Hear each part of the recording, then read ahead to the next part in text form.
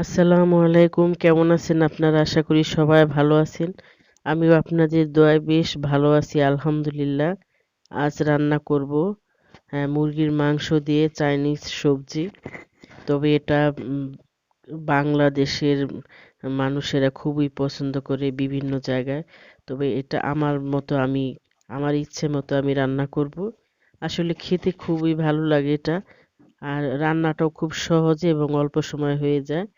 এখানে আমি পেঁয়াজগুলি একটু কিউব কিউব করে কেটে নিয়েছি। তবে একটু বড় ধরনের পেঁয়াজ নিয়ে এইভাবে কেটে নিলেই সুন্দর হয়। আর সবজিগুলো এইভাবে একটু বড় বড় করে পাতলা পাতলা করে কাটতে হবে, যাতে করে অল্প সময়েই রান্না হয়ে যায়। আমি ক্যাপসিকাম, তারপরে পেঁপে, গাজর এগুলি খুব পাতলা করে কেটে নিয়ে নিয়েছি। আর এইটা হচ্ছে ব্রোকলি। ব্রোকলিটাও আমার আন্দাজ মতো আমি ছোট করেছি। আর মাংসটা হাড় ছাড়া মাংস নিতে হবে। আর এটাকে ভালোভাবে আগে পরিষ্কার করে মুছে একটি পাতলা কাপড় দিয়ে মুছে তারপরে এটা এই সাইজ করে কেটে নিতে হবে। একটু লম্বা লম্বা করে কাটলে দেখতেও ভালো লাগে, খেতেও ভালো লাগে। এখন দিয়ে দিব আন্দাজ মতো লবণ। আর সব জিনিসে লবণ ছাড়া আসলে ভালো লাগে না। দিয়ে দিব আদা রসুন কুচি। আমি আদা আর রসুন দুইটাই কুচি করে নিয়েছি। দিয়ে দিব কর্নফ্লাওয়ার, তবে 1 টেবিল চামচের চেয়ে একটু কম।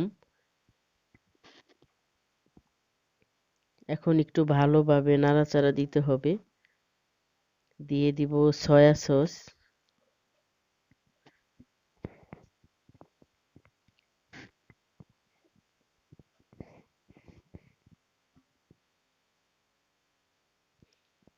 এখন একটু ভালোভাবে নাড়তে হবে, যাতে করে কর্নফ্লাওয়ারটা একটু দলা দলা হয়ে না থাকে, ভালোভাবে মাংসের সাথে মিশে যায়।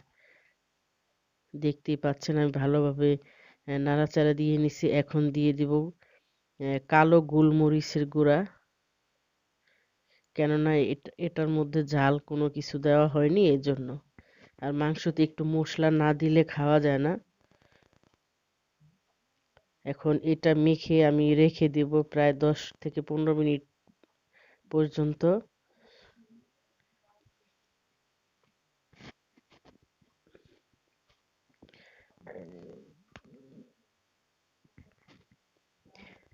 কর্নফ্লাওয়ার 2 টেবিল আহ, 2 টেবিল চামচ কর্নফ্লাওয়ার একটু পানি দিয়ে গুলিয়ে রাখবো। এটা আমার রান্নাতে লাগবে, এজন্য আমি আগেই সবকিছু রেডি করে নিয়ে নিলাম। কেননা রান্নাটা কিন্তু খুব সহজেই আর অল্প সময়েই হয়ে যায়। এজন্য রান্নার আগেই কিন্তু সবকিছু রেডি করে নিতে হয়। আসলে সব রান্নাতেই আগেই প্রস্তুতি নিতে হয়। এখন একটি প্যানে আমি পরিমাণ মতো তেল দিয়ে নিলাম। আপনারা এটা চাইলে ঘি দিয়ে তারপরে বাটার দিয়ে রান্না করতে পারেন, তবে আমি সাদা তেল দিয়ে, মানে প্রতিদিন যে রান্নাটা করি যে তেল দিয়ে, ওই তেলটা দিয়ে দিলাম। এখন আবারও রসুন কুচি এবং আদা কুচি দিয়ে দিব, একটু হালকা ভেজে তারপরে আমি চিকেনটা দিয়ে দিব।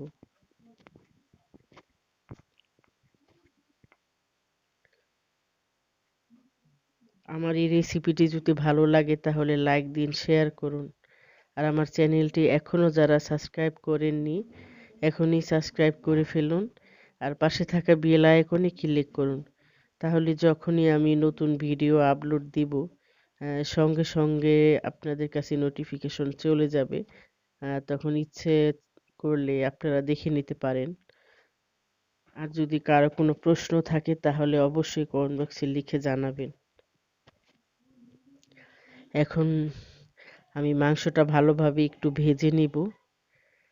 এইভাবে ভেজে নিতে হবে যাতে মাংসটা সিদ্ধ হয়ে যায়। এটাতে কিন্তু কোনো মতেই পানি দেওয়া যাবে না। এটাতে এ, বেশ কিছুক্ষণ নাড়াচাড়ার পরে ঠিক ভাজা হয়ে গেছে। তারপর একটু আমি ঢেকে দিয়ে 2 থেকে 3 মিনিট আমি ঢেকে রাখবো, যাতে করে এটা ভালোভাবে সিদ্ধ হয়ে যায়।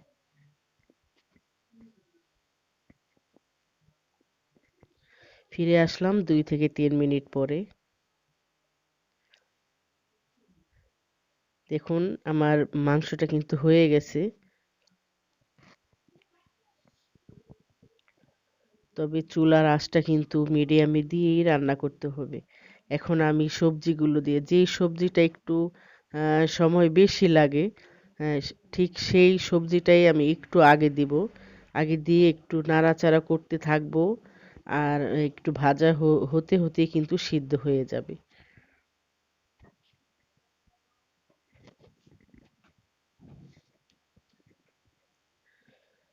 এই সবজিটা কিন্তু আসলে খেতে খুবই ভালো লাগে।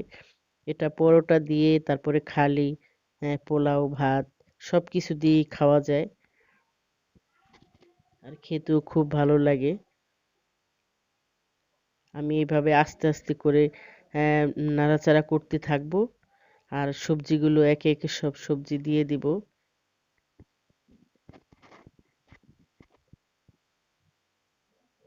এটা কিন্তু বেশি সিদ্ধ হবে না, আবার কাঁচাও থাকবে না। ঠিক এই পরিমাণে সিদ্ধ করতে হবে। এটা বেশি সিদ্ধ হলে কিন্তু এটা কালারটা নষ্ট হয়ে যাবে। এখন দিয়ে দিলাম পরিমাণ মতো লবণ।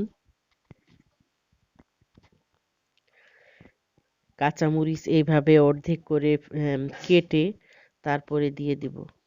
এখানে আজ আমি কাঁচামরিচ দিয়ে রান্না করব।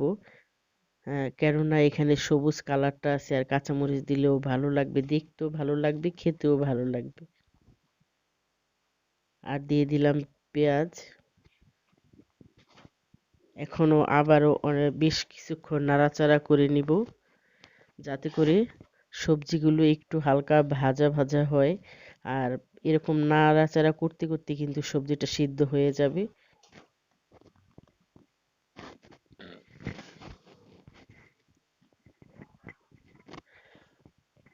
সব শেষে দিয়ে দিব ক্যাপসিকাম। কেননা ক্যাপসিকামটা কিন্তু বেশি সিদ্ধ হওয়ার কোনো প্রয়োজন নেই, এটা কাঁচাও খাওয়া যায়। এজন্য সবার শেষে আমি দিয়ে দিব ক্যাপসিকামটা। এখন দিয়ে দিব সয়া সস।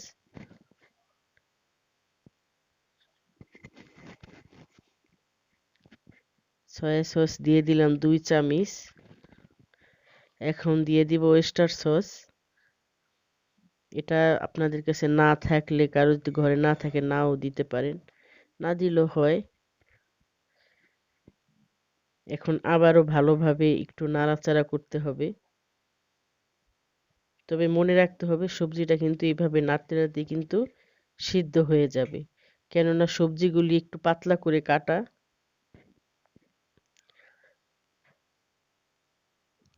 এখন দিয়ে দিব 1 চামচের মতো চিনি।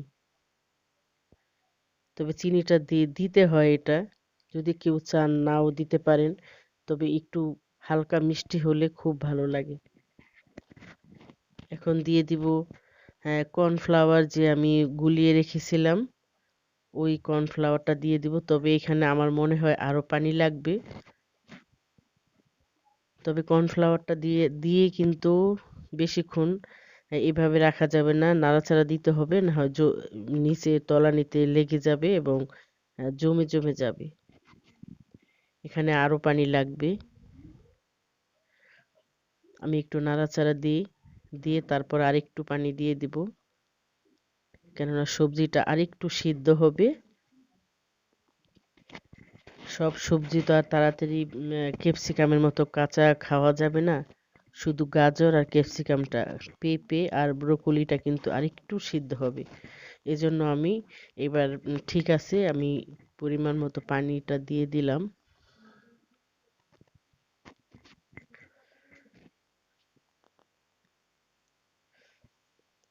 অল্প সময়ে কিন্তু এই রান্নাটি শেষ করা যায়। আর শীতের সিজনে কিন্তু এই সবজিগুলো সব সময় হাতের কাছেই পাওয়া যায়। তবে খুব ঝটপট ভাবে এটা রান্না করে নিয়ে পরিবারকে খাওয়ানো যায়। এখন একটু ঢেকে দিয়ে 2 থেকে 3 মিনিট ঢেকে দিয়ে সিদ্ধ করে নিয়ে নিলাম। এখন কিন্তু সম্পূর্ণ সিদ্ধ হয়ে গেছে, দেখতেই পাচ্ছেন এটা এরকমই হবে। আমি বেশ কিছুক্ষণ আম, নাড়াচাড়া করতে করতে ভাজতে ভাজতে কিন্তু এটা সিদ্ধ হয়ে গেছে। এখন আরেকটু রেখে তারপরে আমি নামিয়ে ফেলবো।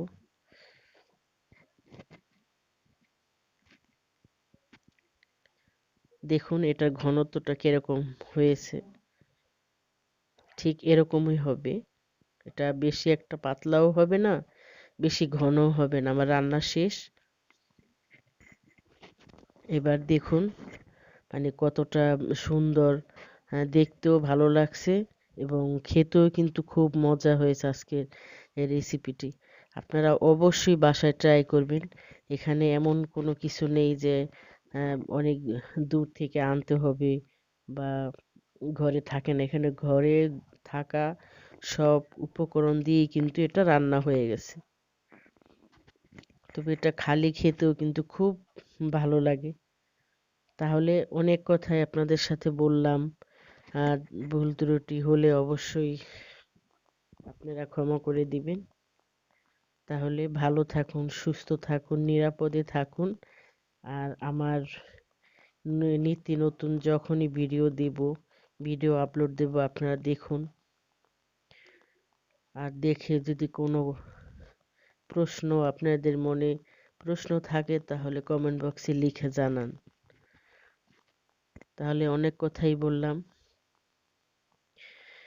আজ এখানেই শেষ করছি। আল্লাহ হাফেজ।